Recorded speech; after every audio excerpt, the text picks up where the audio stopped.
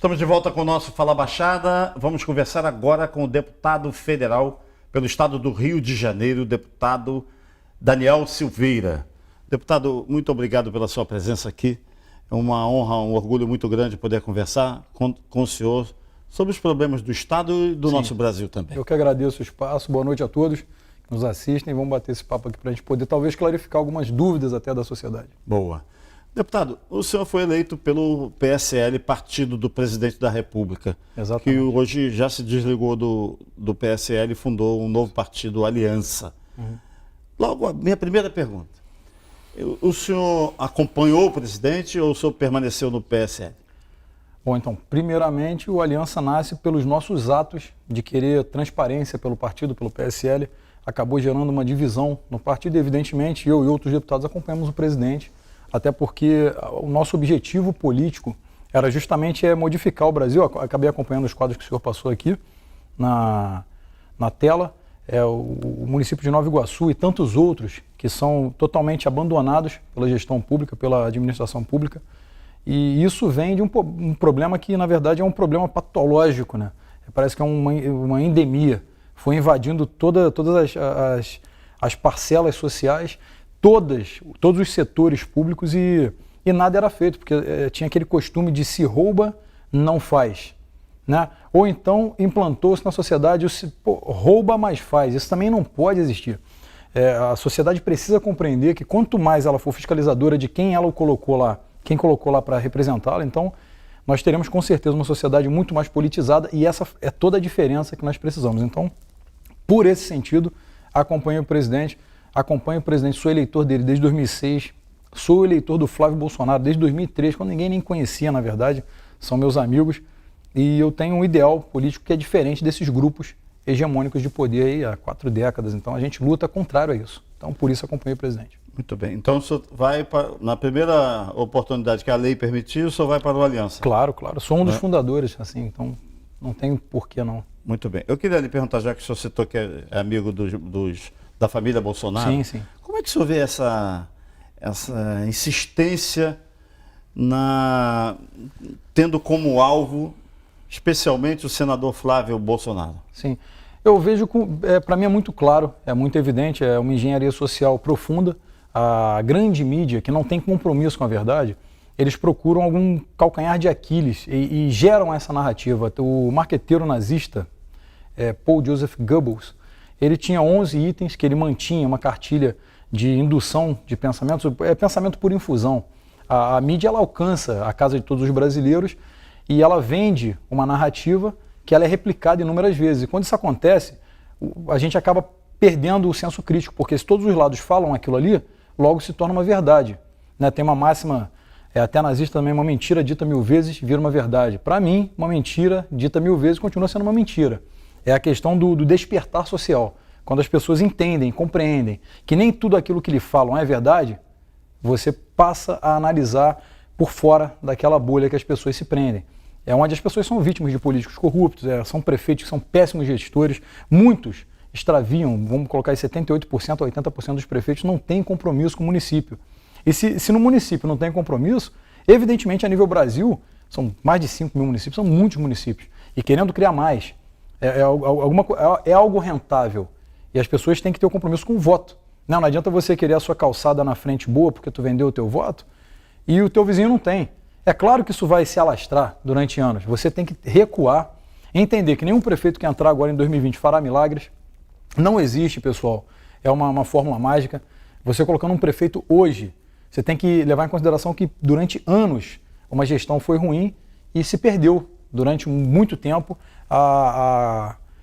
tanto a compaixão quanto o compromisso com a res pública. E quando isso acontece e a sociedade fica submissa a isso, você não consegue. O Flávio não é diferente. O Flávio teve um problema em seu gabinete que não estava relacionado a ele. Eu conheço a história em detalhes, não vou entrar nessa seara porque eu vou ter que explicar tudo, vai demandar muito tempo. Mas o Flávio, ele é inocente, tá? É como se eu tivesse alguém em meu gabinete que acabasse usufruindo do gabinete para atender seus interesses pessoais. E claro, isso vai respingar em quem? No deputado Daniel Silveira, porque o gabinete é o gabinete que eu comando. E a mídia aproveitou isso, a mídia totalmente sistematizada, contra o Jair Bolsonaro, que é contra o sistema. falaram, atacar o Bolsonaro não tem, porque já saiu na mídia que ele não se mete em nada. Vamos atacar o filho dele, o Flávio Bolsonaro, que por acaso é senador, e o Flávio não estava acostumado também com essas pancadas da mídia constantes. E aconteceu que descobriram ali um meio de tentar enfraquecer o presidente, a figura do presidente, essa é toda a questão, e a sociedade, a verdade vai aparecer, né? A PF já disse que não tem materialidade no caso, por exemplo, da lavagem de dinheiro, da rachadinha também, ele não está envolvido, né? Embora seja muito comum, então eu defendo muito o Flávio Bolsonaro, sempre vou defender porque eu sei a história de fato.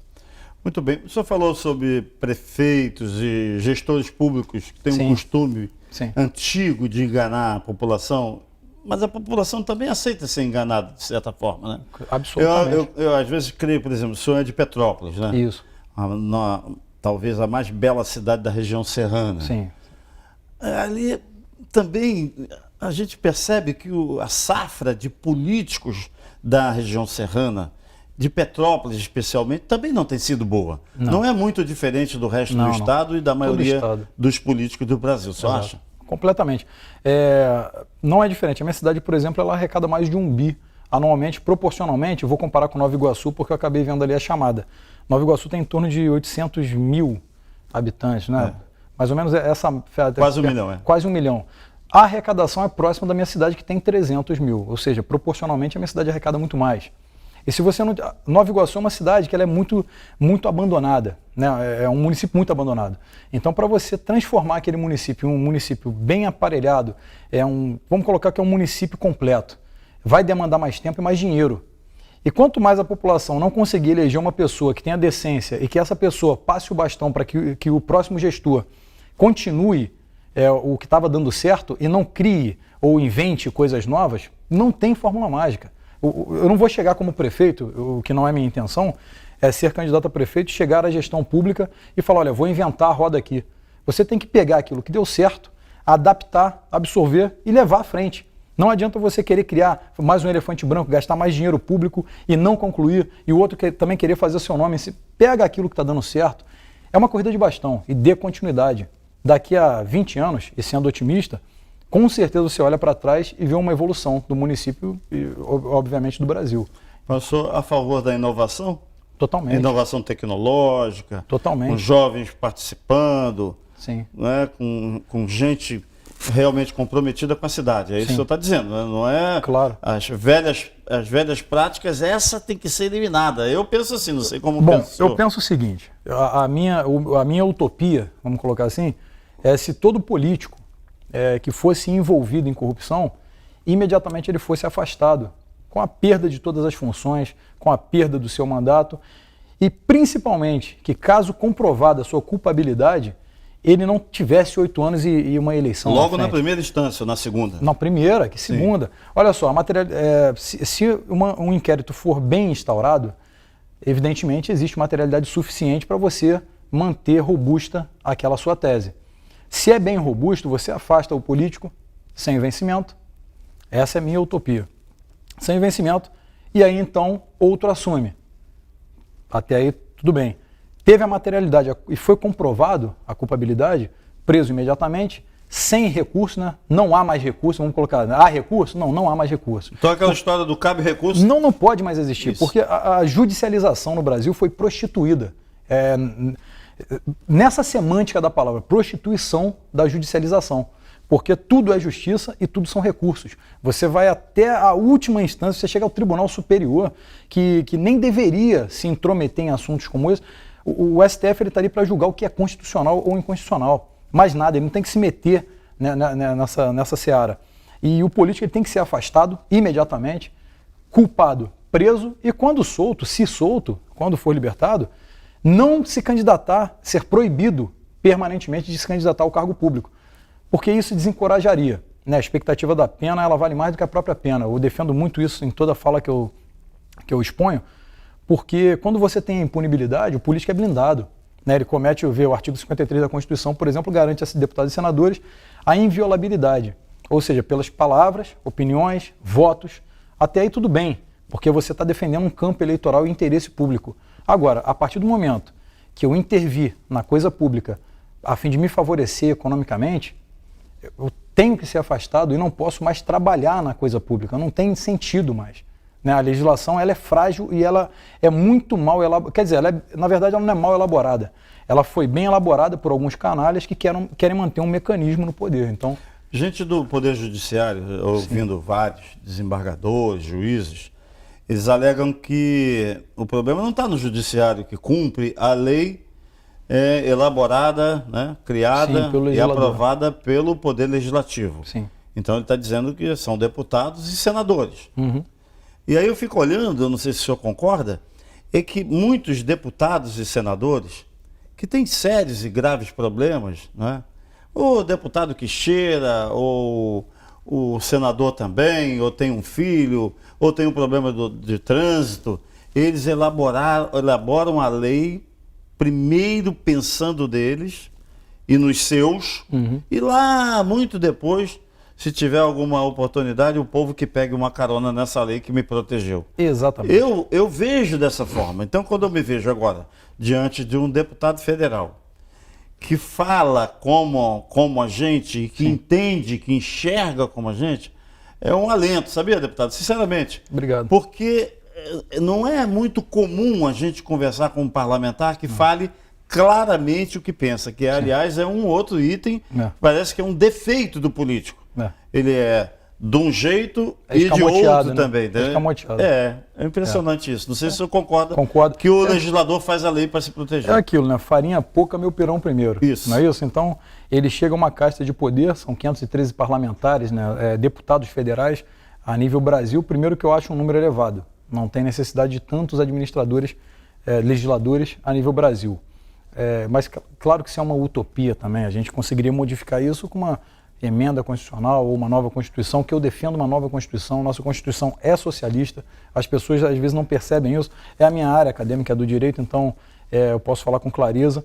Quando você analisa todo o artigo, o artigo 5º, Direitos e Garantias Fundamentais, a população acaba ficando entusiasmada. O Estado paternalista, que já é um Estado totalitário, se é paternalista tem que ceder tudo, a sociedade tem que compreender que isso não é tudo, né? Você precisa batalhar. Quem vai para os Estados Unidos não tem fundo de garantia, não tem seguro-desemprego, não tem regalias. Você tem que trabalhar. Você é bem remunerado, mas trabalha, né? Aqui no Brasil, a Constituição ela maqueia toda essa impressão que se dá. As pessoas olham a Constituição e falam, olha, eu tenho direito a tudo isso. Enquanto, por outro lado, os políticos se blindaram de forma severa, onde eles são intocáveis e se mantinham em grupo. São decanos na casa. Eu defendo sim que o deputado ele precisa se reeleger e o senador também, porque o processo legislativo é moroso. Então, fatalmente, meus projetos eles vão atravessar a minha legislatura. Antes mesmo que eu termine o mandato, dificilmente será aprovado em ambas as casas. Pode acontecer, mas difícil um deputado ter mais de 2 projetos aprovados em uma legislatura. E se entra um outro deputado contra a vertente, não vai dar continuidade àquilo. E o processo moroso diz que se eu não for reeleito, o meu projeto de lei ele é arquivado, mesmo aprovado nas comissões que foram necessárias, mesmo em plenário. Se ele foi arquivado, ele não pode ser desarquivado pelo deputado que foi eleito. Ou seja, tem que atravessar tudo de novo, fazer um próximo àquilo para que eles sejam apensados e dê-se, então, essa continuidade no processo. Tudo fica perdido. Tudo se perde. Então, demora-se muitos anos. Então, o que precisa é a não reeleição no Executivo, só por 2 mandatos, e principalmente a sociedade compreender, caramba, esse cara não atendeu a expectativa. Claro que ele não vai fazer milagre, mas acompanhe o político de perto. Tu não adianta tu levantar uma bola sem saber fazer embaixadinha. Não adianta tu ser vamos colocar que você é um inquisidor. Eu vou julgar, aponto o dedo, tenho um culpado, mas se você não sabe se está sendo feito. Então, para cobrar você tem que saber. E viu que não foi feito, descarta o cara.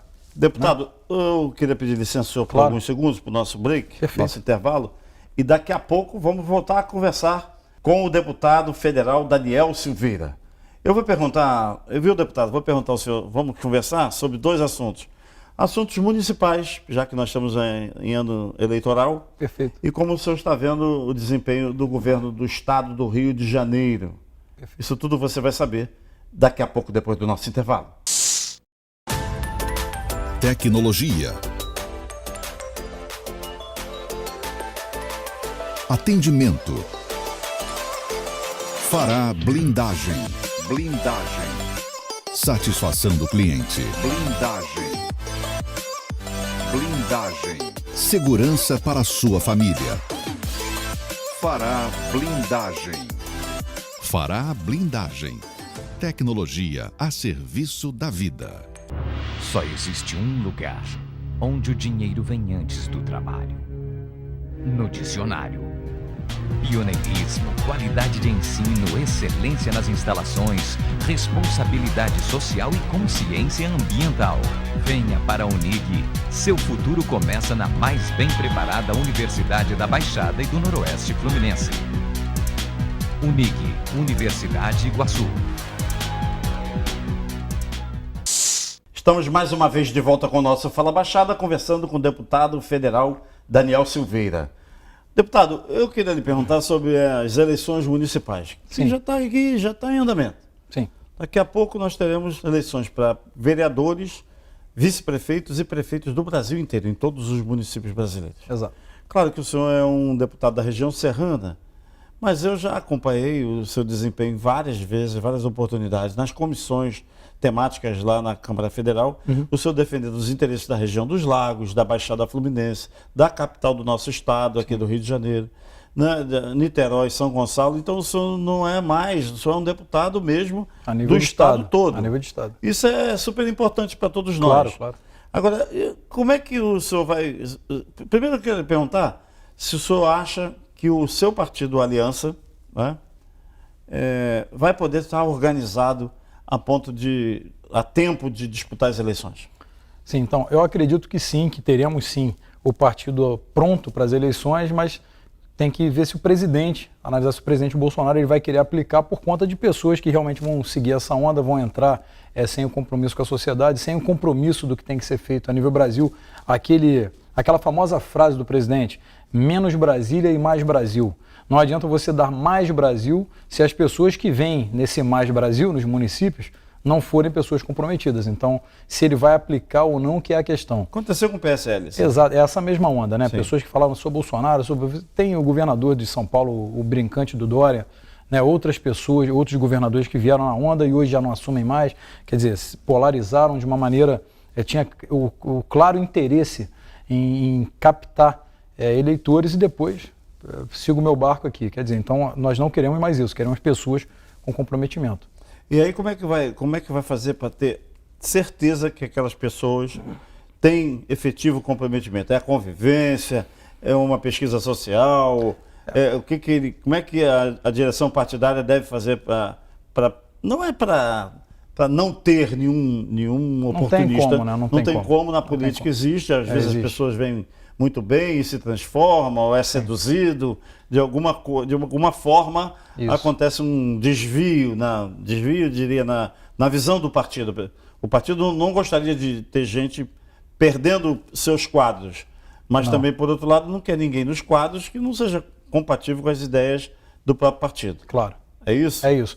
O partido, nós vamos conseguir filtrar o máximo, na verdade até 2022, primeiro que nós já temos alguns suplentes, que já temos ali mais ou menos o controle sobre o que eles pensam, né? Não dominando o pensamento, não é isso, mas sabemos mais ou menos como é a linha de pensamento ideológica e liberal deles. Também sobre o outro filtro, nós mesmos faremos um filtro pela rede social, um filtro básico, que a rede social acaba demonstrando muito do que a pessoa é, porque as pessoas têm a necessidade de estarem o tempo todo expondo a sua vida, as suas opiniões políticas principalmente. O Brasil está num patamar político hoje que um garçom, há pouco tempo eu fui almoçar e ele me perguntou sobre a MP em votação e sobre um PL meu em votação. Então, quer dizer, um garçom que está bem politizado. Boa. Então, isso aí, para todos nós, é muito interessante. Isso aí é uma evolução social que vai modificar o Brasil daqui a décadas, isso é certo. Então, a gente vai fazer esse filtro de uma forma, evidentemente, legal, pelas redes sociais. O senhor acha que quem votou no Bolsonaro continua fiel a ele? Sabia das intenções? E isso também o senhor acha que o presidente está cumprindo o que se comprometeu com os seus eleitores, o compromisso assumido na campanha eleitoral? Sim, acho. Acho que a maioria das pessoas, 99%, ainda permanecem com o presidente. O presidente tem sim cumprido com 90% de todas as suas promessas de campanha, contudo, ele tem governado mais por medidas provisórias, né, que elas infelizmente devem passar pelo crivo do Congresso, devem ser pautadas e por vezes o Congresso ali, o Parlamento senta em cima daquela pauta, não coloca em votação, não coloca a plenário, 120 dias ela perde o objeto.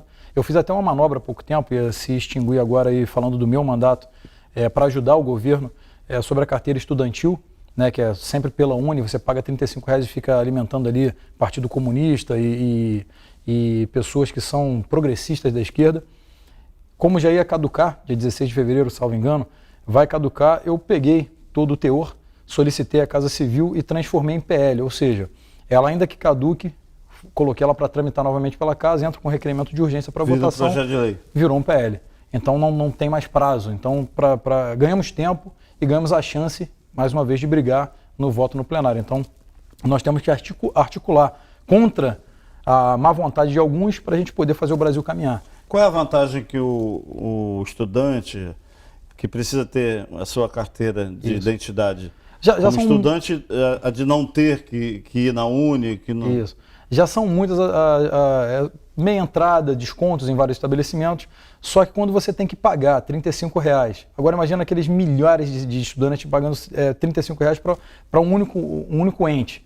E estava tão bem aparelhado que, por exemplo, se você chegasse com a sua carteira feita em outro órgão, o estabelecimento não aceitava, porque por osmose é como se a única fonte que poderia ser a emissora desse documento fosse a Uni. Quer dizer, não é isso. É um partido, o PCdoB ganharia, que é um partido comunista, radicalmente ideológico contra o Partido Comunista. As intenções deles são obscuras. Então, eles ganhariam, o governo perderia e o brasileiro perderia. Os estudantes perderiam muito. Então, nós queremos que isso seja livre, 100% gratuita. Mas hoje já é livre, já é gratuita. Só que não, na Uni você paga R$35. Hoje ainda é Uni. É a Uni? Hoje ainda Você tem até outros órgãos que podem emitir, só que os estabelecimentos não aceitam. E a partir de quando que vai poder o estudante ter a sua carteira sem pagar nada? Aí quando o PL for aprovado agora, porque a medida provisória já vai ser basicamente caducada, né? Ela vai caducar. Então agora é só com PL, mas já providenciei o requerimento de urgência para a gente colocar em votação e tentar brigar em plenário. Qual é a sugestão que o senhor dá para o estudante? É não fazer a carteira? Não fazer a carteira ou procurar. Não, procurem também, tem outros órgãos. Você vai até o Google, você vai perceber que pode ser emitida por outra entidade.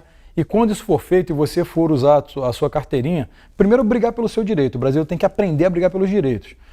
Não aceito, essa aqui não é emitida pela Uni. Quem disse, se foi por um órgão oficial, por que tem que ser pela Uni? Você não aceita o não. Vai lá e briga pelo seu direito. Tem que fazer valer. Deputado, eu queria perguntar ao senhor, os governantes estaduais, governadores, né? Gestores públicos estaduais estão tendo muitas dificuldades no Brasil inteiro. Muito. Aqui no Rio de Janeiro, qual é a sua avaliação do governador Wilson Witzel? Sim. Bom, a minha avaliação é que inicialmente ele começou a fazer um governo que levou uma febre de mudança às pessoas viram alguma coisa sobre a segurança pública, que são o tripé social, né? Segurança, educação e saúde. O primeiro tripé social, que é a segurança, né, o que garante o ir e vir da sociedade, a garantia, de fato, é a linha tênue entre uma anarquia e uma coisa republicana. O governador foi fazendo um bom trabalho e tudo mais, contudo, eu acredito que um grupo muito grande foi se aproximando e atrapalhando a governabilidade, foi seduzindo por várias vezes a sua opinião. Eu acho que ele foi um pouco suscetível a esse grupo. Então hoje eu não vejo o governo caminhando muito bem, acredito que poderia estar muito melhor, né? Salvo algumas críticas, algum ponto do governo, mas poderia estar muito melhor se estivesse caminhando junto com o Bolsonaro. O estado do Rio é a vitrine mundial, né? Em tudo que se faz aqui no Brasil é o estado do Rio de Janeiro. Ele é vitrine, é vidraça, seja em qualquer aspecto, seja na educação, na segurança, na saúde, no carnaval, turismo. Governo.